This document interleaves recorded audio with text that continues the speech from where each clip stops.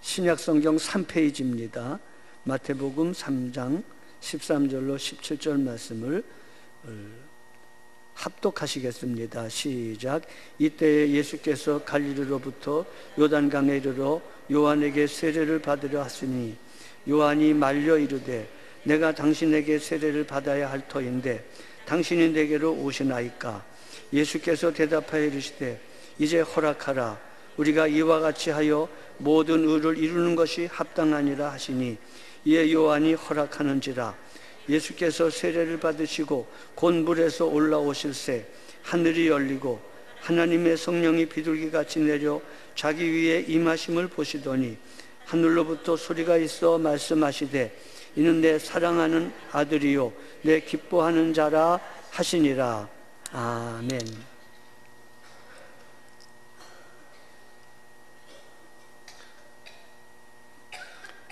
마태복음은 왕의 복음입니다.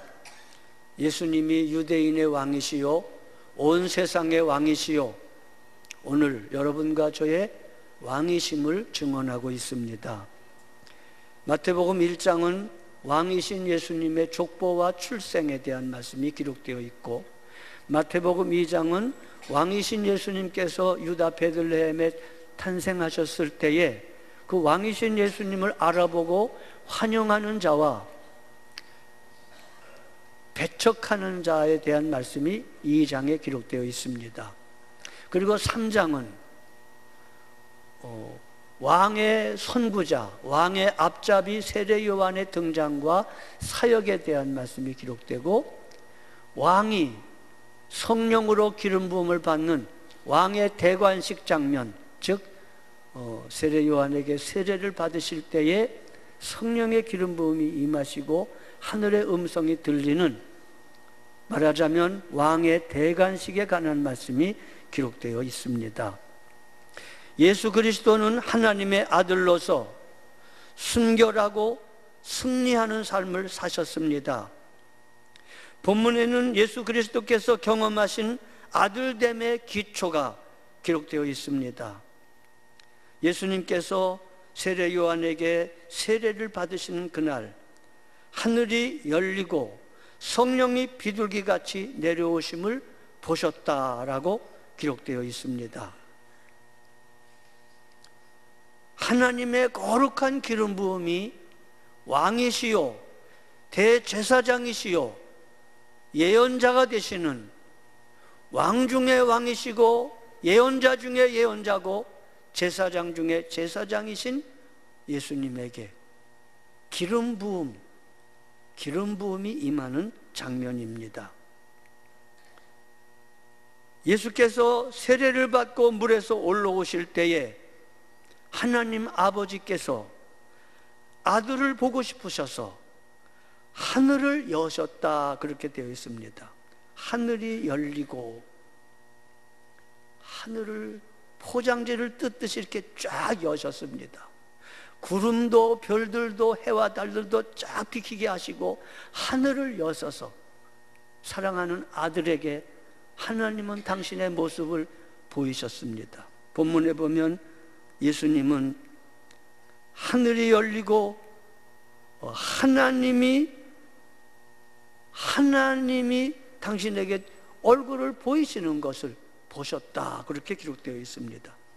하늘이 열리고 하나님이 오시는 것을 보셨다.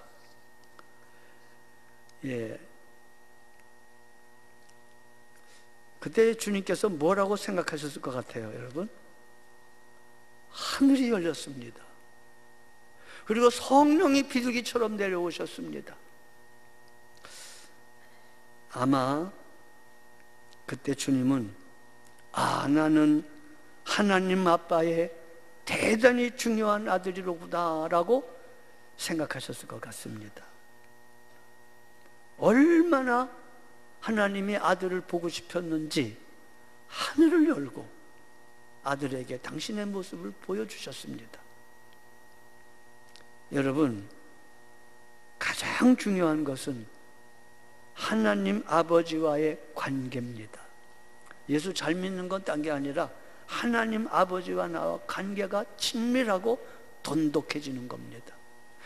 모든 경건과 모든 선행과 모든 신앙의 승리는 거기서부터 시작됩니다. 아무리 다른 것에 다 탁월하다 할지라도 하나님 아버지와 나와의 친밀한 관계가 없다면 다 소용없는 일입니다. 주님은 홀로 밤이 맞도록 산에서 들에서 기도하셨습니다.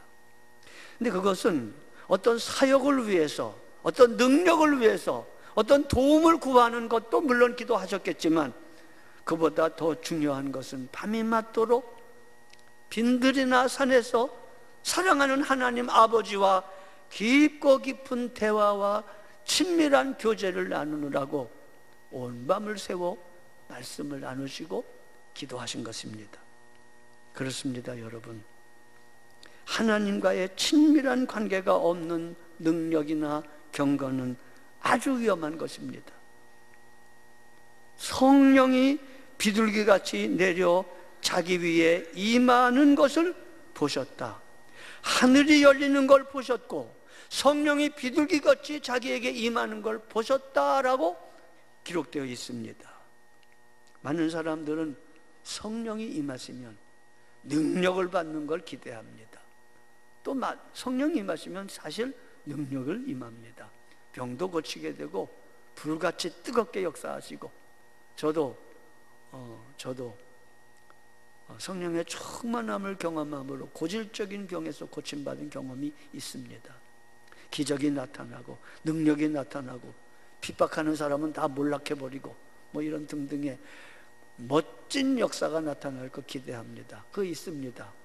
그 기대해도 괜찮습니다. 그러나 여러분, 성령이 임할 때에 그보다 더 중요하고 더 먼저 일어나는 사건은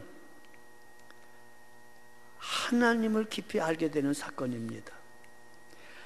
하나님을 깊이 알게 되고 하나님의 평강과 하나님의 기쁨과 하나님의 친밀함이 나타납니다.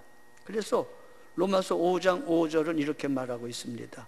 로마서 5장 5절을 보면, 소망이 우리를 부끄럽게 하지 아니함은 우리에게 주신 성령으로 말미암아 하나님의 사랑이 우리 마음에 부은 바 됨이니. 성령으로 하나님의 사랑이 부어집니다. 이게 먼저입니다. 성령으로 능력을 충만하게 받고 기적이 나타나는 것보다 먼저 성령이 임할 때 하나님의 사랑이 부어지게 됩니다. 성령은 아들의 영입니다. 성령이 임할 때 아들의 신분이 부여지게 됩니다. 아들의 정체성이 부여받게 됩니다. 성령은 사랑의 영입니다. 고린도전서 2장 12절은 우리가 세상의 영을 받지 아니하고 하나님께로부터 온 영을 받았으니 이는 하나님께서 우리에게 은혜로 주신 것을 알게 하려 하심이라. 여기서 안다는 말은 경험하게 하신다는 말입니다. 성령은 우리에게 임하셔서 하나님의 은혜를 경험하게 하십니다. 하나님의 사랑을 경험하게 하십니다. 성령은 아들의 영입니다. 성령이 임할 때 아들의 신분이, 아들의 거룩한 정체성이 생겨납니다. 요한복음 14장 18절에 보면, 내가 너희를 고아와 같이 버려두지 아니하고 너희에게로 오리라 라고 말씀했습니다. 주님이 부활하시고 승천하신 후에 성령을 보내실 것을 약속한 겁니다. 내가 너희를 고아와 같이 버려두지 아니하고 너희에게로 다시 오리라. 고아는 누굽니까?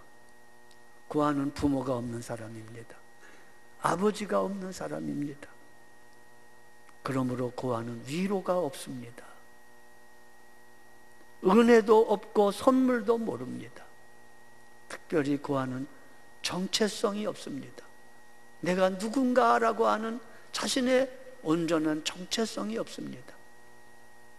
고아원에서 서러울 때에 그 고아들이 우는 방법 중에 하나가 담 곁에서 혹은 방구석에서 벽을 바라보며 소리 없이 운답니다. 소리 내어 울어봤자 아무도 달려오거나 아무도 위로해 주는 사람이 없다는 걸 알기 때문에 혼자 운다는 겁니다. 고아는 위로가 없습니다. 고아는 진정 어린 선물, 진심 어린 은혜를 경험하지 못합니다. 그래서 고아의 삶은 안정감이 없습니다. 항상 비교하며 경쟁합니다. 누가 따뜻한 사랑으로 챙겨주지 않기 때문에 자기가 자기 문제를 해결해야 됩니다. 비교하며 경쟁하며 선착순으로 빨리빨리 움직여야 됩니다. 다른 사람에 의하여 위협을 느끼며 험한 레드오션, 경쟁관계 속에 살게 됩니다.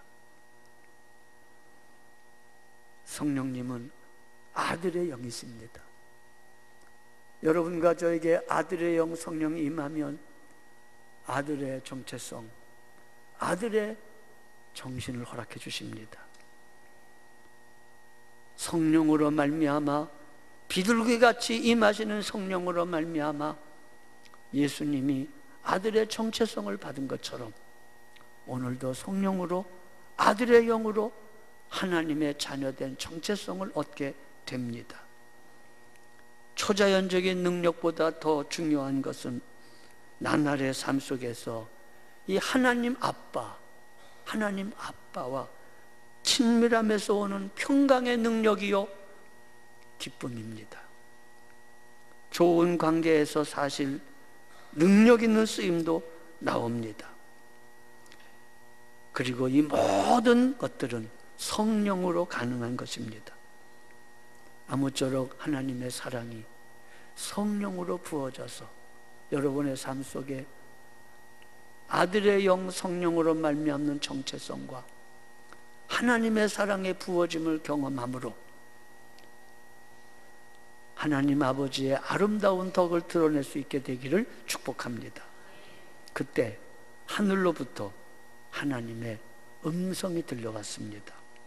예수께서 세례받고 올라오시는 때 하늘이 열린 것을 보시고 성령이 비둘기같이 내려오는 것을 보셨을 그때 하늘로부터 사랑하는 아빠 하나님 아버지의 사랑의 음성이 들려왔습니다.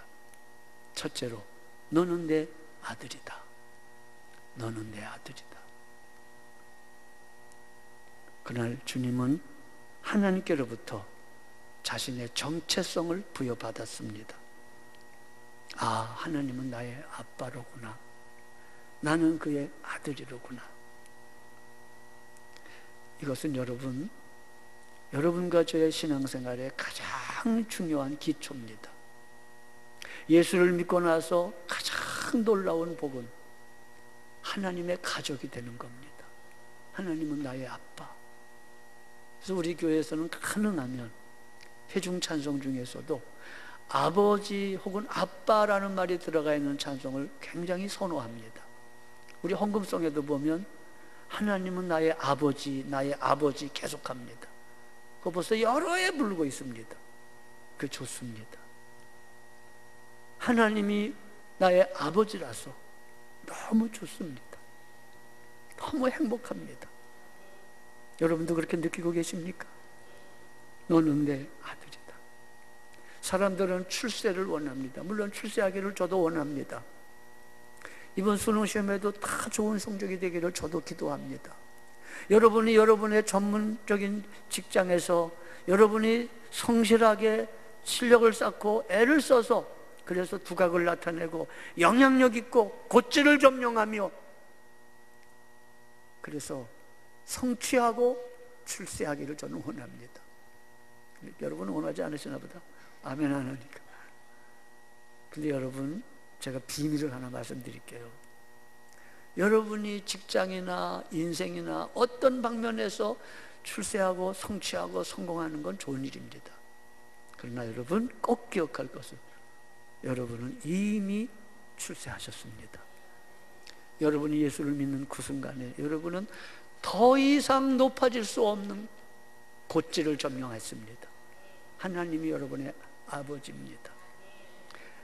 졸지에 갑자기 부자가 된 겁니다. 갑자기 신데렐라가 따로 없습니다.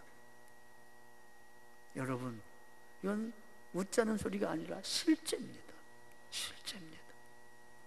여러분이 아무리 세상으로 번쩍번쩍거리고 명예롭고 성공하고 모든 사람이 박수치는 스타가 됐다 할지라도, 성공했다 할지라도, 소위 출세했다 할지라도, 제가 단언하는 말은 여러분은 절대로 하나님 아빠의 자녀, 하나님 아빠의 아들, 딸보다 더 출세할 수는 없습니다.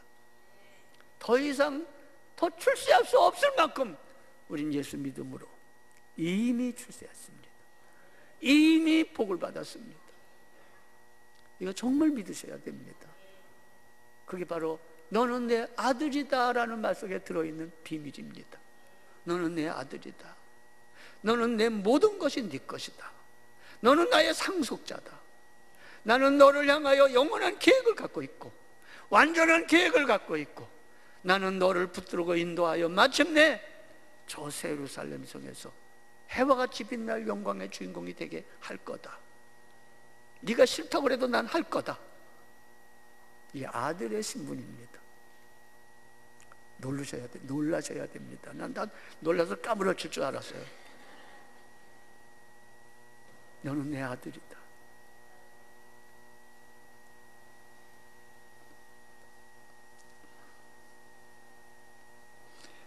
주님이 바로 요 말씀 다음에 4장 1절에 가면요, 마귀에게 시험을 받으십니다. 광야에서. 근데 마귀가 주님에게서부터 뺏으려고 하는 거, 주님을 넘어뜨리려고 하는 강력한 시험이 뭔지 아십니까? 정체성을 뺏으려는 겁니다. 바로 하늘에서 하나님이 아버지가 너는 내 아들이다 라고 말했는데, 마귀란 놈은 찾아와서 의심스럽게 말합니다. 네가 만일 하나님의 아들이었던, 이렇게 시작을 합니다. 옛날 하와에게 유혹했던 것과 똑같습니다. 네가 만일 하나님의 아들이었던 돌로 떡 만들어 먹어라. 어떤 행동과 어떤 업적과 어떤 무슨 행위로 네 자신이 하나님의 아들인 걸 드러내고 증명하거라 하고 말합니다. 그럴 필요 없습니다. 행동 이전에, 업적 이전에, 아무것도 행하기 전에 세례받고 올라오는 그 순간, 공생애에 한 번도 설교하지 않았고 한 번도 기적을 행사하지 않았을 그때에 하나님 아버지는 벌써 너는 내 아들이라고 그 신분을, 그 지위를, 그 정체성을 부여했습니다. 마귀는 이걸 뺏으려는 겁니다. 여러분, 오늘날도 신자들의 삶 속에서 가장 치열한 싸움은 다른 싸움이 아닙니다. 정체성 싸움입니다. 정체성 싸움.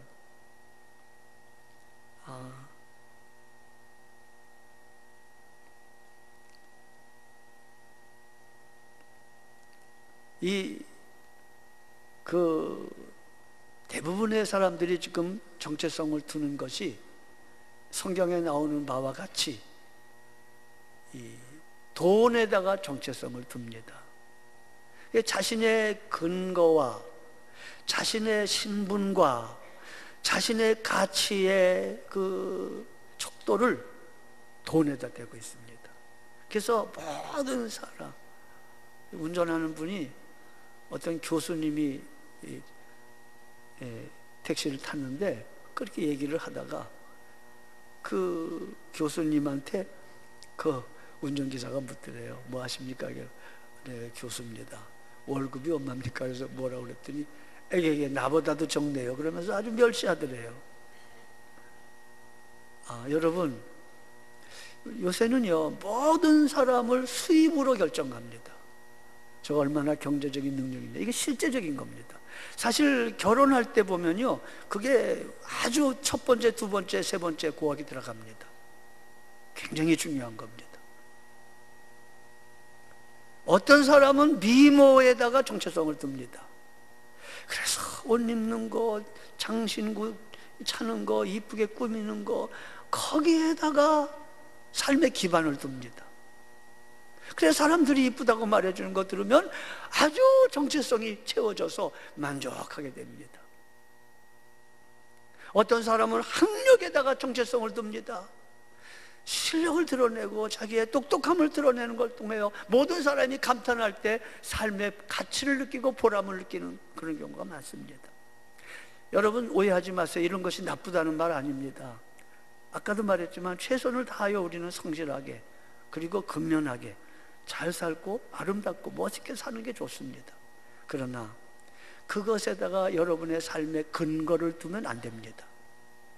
여러분의 삶의 근거는 하나님이 우리의 아버지고 나는 그의 자녀라는 그 사실에다가 근거를 둬야 됩니다. 오늘도 마귀는 우리의 정체성을 도전해 옵니다. 돈이 너의 기반이다. 목사에게도 도전해 옵니다. 교인 숫자가 너의 기반이다. 사업하는 사람이 제일 좋아하는 성경 구절 어디라고 그랬어요? 시작은 미약하였지만 끝은 창대하리라. 목사의 제일 좋아하는 구절은 어디라고 그랬어요? 모르겠죠? 목사가 아니니까. 누가복음 14장에 산과 들로 돌아다니며 강건하여 내 집을 채우라. 예배당 채우는 게 목사의 아주 가장 소원이 될 때가 많습니다. 근데 문제는 하나님의 소원이 뭐냐고 합니다. 하나님의 소원은 마음을 다하고 뜻을 다하고 성품을 다하여 하나님 한 분으로 만족한 사람들을 확보하는 것, 그게 하나님의 소원이에요. 그게 하나님의 소원이에요. 여러분, 오늘도 마귀는 끊임없이 육신의 정욕을 따라 쾌락이 최고다, 돈이 최고다, 내 자신을 위하여라, 그러면서 끊임없이 하나님과 나 사이에 올바른 정체성이 아닌 그릇된 정체성으로, 그릇된 가치관으로 살기를 유혹하고 있습니다. 그러나 여러분과 저는 이미 예수 그리스도로 말미암아 하나님의 자녀가 되었습니다. 이거 한 분으로, 이거 하나로 만족하지 못하면 안 됩니다. 여러분, 예수 그리스도 하나님의 아들이 내게 오셨는데 그 아들로 만족하지 못하는 그 사람에게 도대체 무엇으로 만족할 수 있겠습니까? 하나님으로 만족하지 못한다면 그 사람에게 무엇으로 만족을 줄 수 있겠습니까?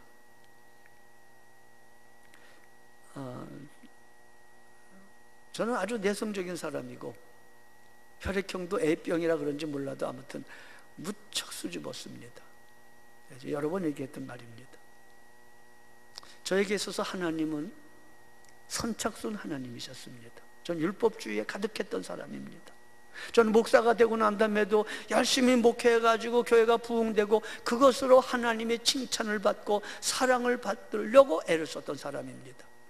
그런 업적과 결과가 없으면 하나님이 나 사랑하지 않는 줄로 생각했던, 즉 하나님은 저에게 있어서 선착순 하나님이었습니다. 목사 중에도 선착순 하나님, 유명한 목사님 순서대로 하나님이 사랑하는 줄 알았습니다. 그래서 안간힘을 썼습니다. 세미나는 세미나 다 참여하고 누구보다 많이 참여해서 제 별명이 세미나 전이었습니다. 그렇게 열심히 참여했습니다. 1999년 2월 달에 DTS 가게 된 것도 그런 이유였었습니다. 어떻게든지 많이 배워서 목회 성공해서 하나님의 사랑을 좀 받아보겠다. 즉 저에게 있어서의 하나님의 사랑은 흥정의 대상이었습니다. 내가 뭔가 업적을 드리면 하나님이 나 사랑을 주시겠지, 그런 마음이 있었습니다. 목사인데도 훈련 중에 묵상을 배웠고 어느 새벽에 주어진 본문이 요한복음 5장 17절로 23절, 아버지께서 일하시니 나도 일한다. 아버지께서 아들을 사랑하사 아들에게 심판하는 권세를 주셨고 사람을 살리는 권세도 주셨다 라고 말씀하셨습니다. 이 말씀을 묵상하는 중에 거기서 가르쳐준 묵상의 방법대로 질문하라고 하셔서 질문했습니다. 하나님 아버지, 왜 이렇게 하셨습니까? 왜 이렇게 하나밖에 없는 아들, 투명하고 비밀이 없으신 아들, 죽은 자를 살릴 권세도 주실 만한 그 사랑하는 외아들을 십자가에 못 박아 처절하게 죽이셨습니까? 그때 하나님이 제 마음속에 하신 말씀이 이것이었습니다. 너도 내 아들이요, 너도 내 사랑하는 아들이다. 내가 널 사랑해서 외아들 독생자를 버렸노라. 알고는 있었죠. 근데 그때 새벽에 하나님과 나 개인적으로 하나님의 말씀이 임했습니다. 너도 내 사랑하는 아들이다. 아들아, 너 그렇게 애쓰지 마라. 그렇게 애쓰지 마라. 네가 교회를 부흥시키고 안 시키고 전에, 아니 네가 날 믿기도 전에 네가 죄인 되었을 때, 그때 내가 너를 사랑했어. 그때 외아들을 준 거야. 너는 내 사랑 안에서 안식을 누려라. 내가 너를 사랑한다. 너는 내 아들이다.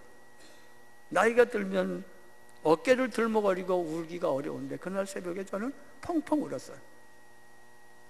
사랑하는 여러분, 예수 그리스도로 말미암아 여러분과 제가 하나님의 자녀가 되었다는 것은 보통이 아닙니다. 놀라운 은혜입니다.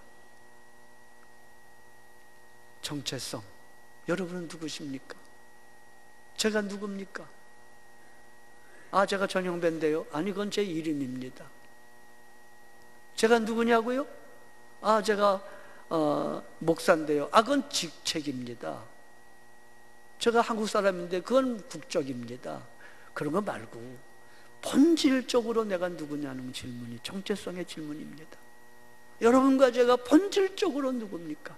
근본과의 관계에서의 나의 신분, 그게 정체성입니다. 나를 창조하시고 나를 구원하신 하나님 아버지의 아들, 하나님 아버지의 딸, 이것이 우리의 정체성입니다. 이것이 똑바로 되면 나머지는 다 잘 됩니다.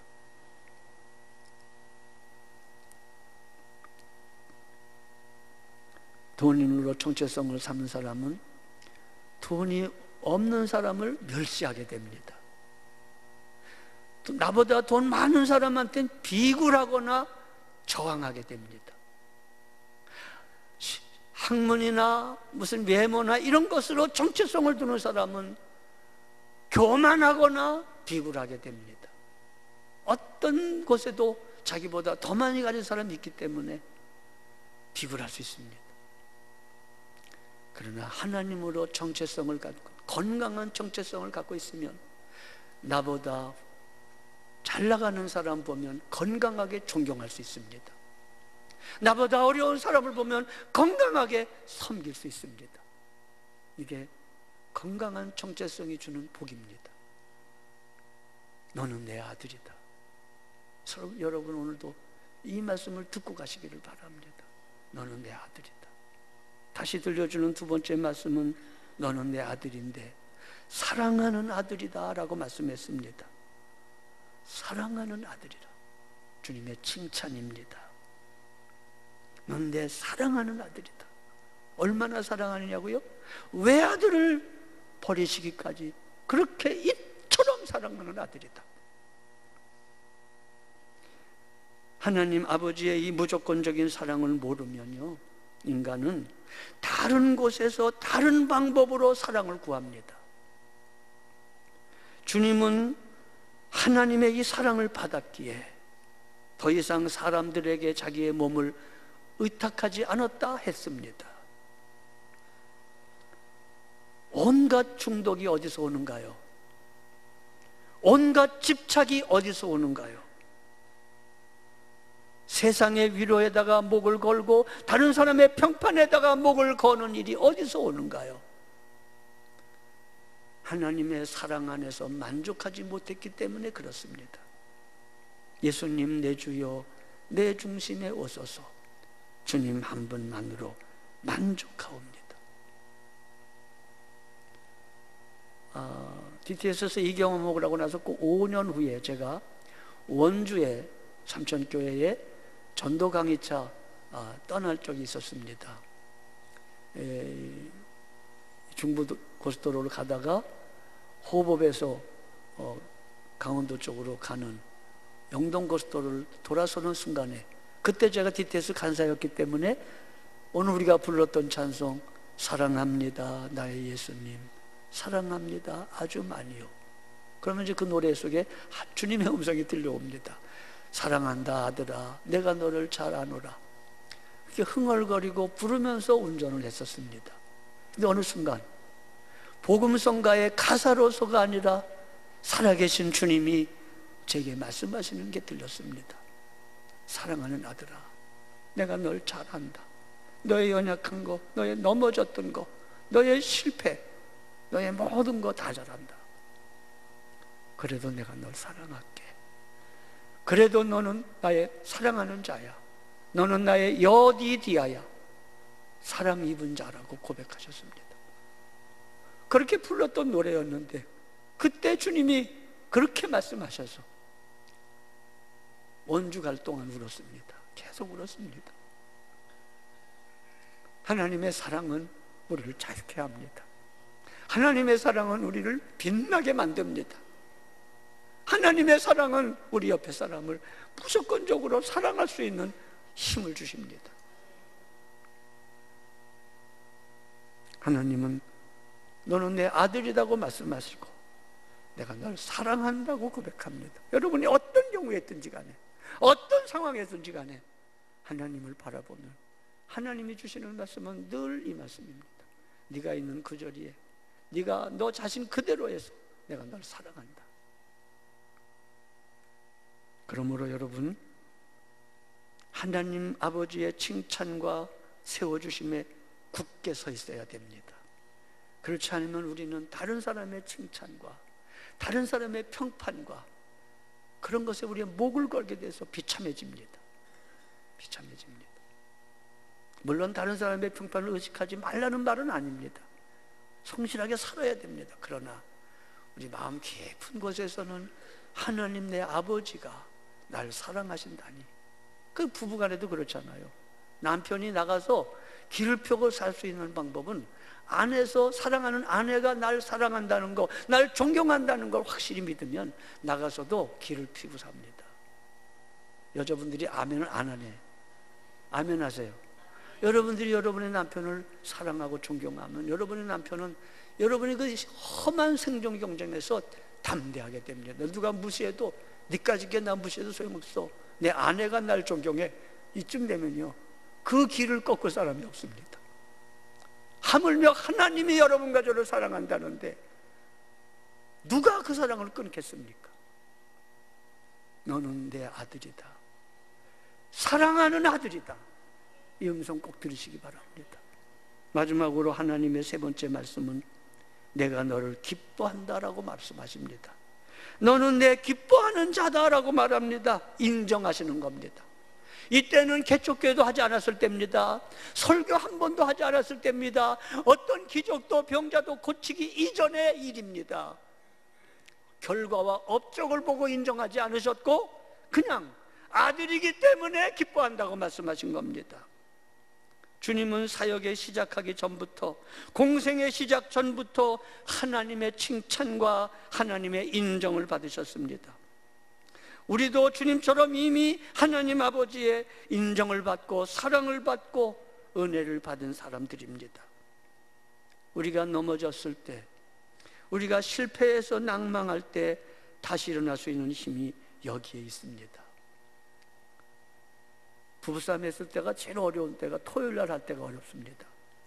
토요일날이나 주일 아침에 부부싸움을 해가지고 화를 벌컥 내면 참 민망합니다. 교인 보기도 민망하고 하나님 보기도 민망하고 설교가 될까 걱정이 됩니다. 이렇게 올라오는 순간에 제가 어떻게 기도하는지 아십니까? 비밀인데 올라오는 순간에 하나님 내가 언제 내 잘난 맛으로 설교했습니까? 언제 내가 경건하고 내가 잘나서 설교했습니까? 내가 잘난 것 때문에 설교 잘하는 것도 아니고 내가 부부싸움에서 못난 모습이라도 그것 때문에 설교 못할 이유도 없습니다. 하나님 잊어버려 주세요. 그러고 올라옵니다. 그러면 하나님도 잊고 나도 잊어버리고 아무 일도 없었다는 듯이 더 열심히 해서 제일 기가 막힌 사람이 한 분 계시죠. 어떻게 저렇게 조금 아까 화를 냈던 사람이 어떻게 저렇게 더 잘하느냐. 여기 올라올 때 그렇게 했다니까요. 여러분 그렇게 맘먹으셔야 돼요. 여러분이 낙심이 될 때 있습니까? 이게 뭡니까? 그럴 때 하나님 바라보세요. 하나님은 여러분이 잘나고 못내고 업적과 결과에 의해서 여러분을 사랑하거나 칭찬하거나 인정하지 않습니다. 하나님은 여러분이 자녀이기 때문에 칭찬하십니다. 사랑하십니다. 인정하십니다. 그렇습니다. 이게 우리가 실패했을 때 일어날 수 있는 놀라운 힘입니다. 말씀을 마치겠습니다. 하나님 아버지와 예수님과의 관계는 정확하게 하나님 아버지와 여러분 우리와의 관계입니다. 예수님을 향해 하시는 이 말씀 세 마디는 모두 다 오늘 여러분과 저를 향하여 하시는 말씀입니다. 정말 우리가 필요한 말씀입니다. 하늘의 아버지는 우리의 정체성을, 그리고 우리를 향한 사랑과 기뻐하심을 결코 거두거나 바꾸지 않으시는 분이십니다. 그렇습니다. 심지어 우리가 이것을 느끼지 못하는 순간에도, 우리가 잠자는 동안에도 하나님은 끊임없이 우리를 사랑하십니다. 끊임없이 우리를 기뻐하십니다. 끊임없이 너는 내 아들이라고, 내 딸이라고 고백하십니다. 우리는 항상 하나님 아빠의 아들이고 딸이고, 항상 하나님 아빠의 인정과 칭찬을 받는, 찬송가 가사 있잖아요. 내가 오늘 새벽에 들었습니다. 누가 내게 톡을 보냈는데, 너는 존귀하고 보배로운 자다, 너는 나의 존귀하고 보배로운 자라고 하는 고백은 쉼없이 여러분이 자는 동안에도 하나님은 고백하십니다. 여기에 우리의 자랑이 있고, 여기에 우리의 만족이 있고, 여기에 우리의 승리와 기쁨이 있습니다. 빈수 목사님은 강의 중에 자기는 박사고 석사고 상담사역가고 치유사역자고 여러 가지 별명이 많은데 명함은 안 새겼대요. 근데 자기 명함 새길 때 그 명함에다가 그런 거 하나도 쓰지 않겠대요. 빈스라고 하는 이름 앞에다가 딱 세 글자만 쓰겠대요. DLB, Daddy's Little Boy. 아빠의, 하나님 아빠의 작은 아들. 나는 그것이 만족합니다. 나는 그렇게 살다가, 하나님 아빠의 품에서 살다가, 하나님 아빠의 품에서 죽는 하나님 아빠의 작은 아들로 살겠습니다. 오래 기억 남는 말씀이었습니다. 사랑하는 여러분, 하나님은 지금 여러분과 저에게 또한 말씀하십니다.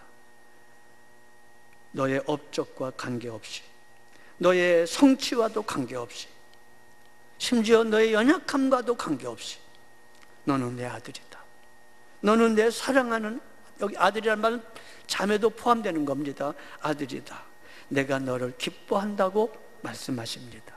이것이 우리가 끝까지 붙잡아야 될 기초입니다. 이게 우리가 확보해야 될 진리입니다. 이것이 우리를 자유케 하는 진리요, 붙잡아야 될 우리의 믿음의 기초입니다. 일어나시겠습니다. 고마우신 아버지 감사합니다. 오늘 하나님께서 세례 받으실 때에 그의 아들 예수님에게 하신 말씀을 우리에게 하신 말씀으로 들려주시니 감사합니다. 너는 내 아들이다, 내가 너를 사랑한다, 내가 너를 기뻐하노라고 하는 하나님의 음성을 듣고 돌아가는 모든 성도들 되게 하옵소서. 우리 구주 예수 그리스도의 대속하신 은혜와 하나님 아버지의 사랑하심과 주 성령님의 교통하심이 모든 분에게 함께 하시기를 축원하옵나이다. 아멘.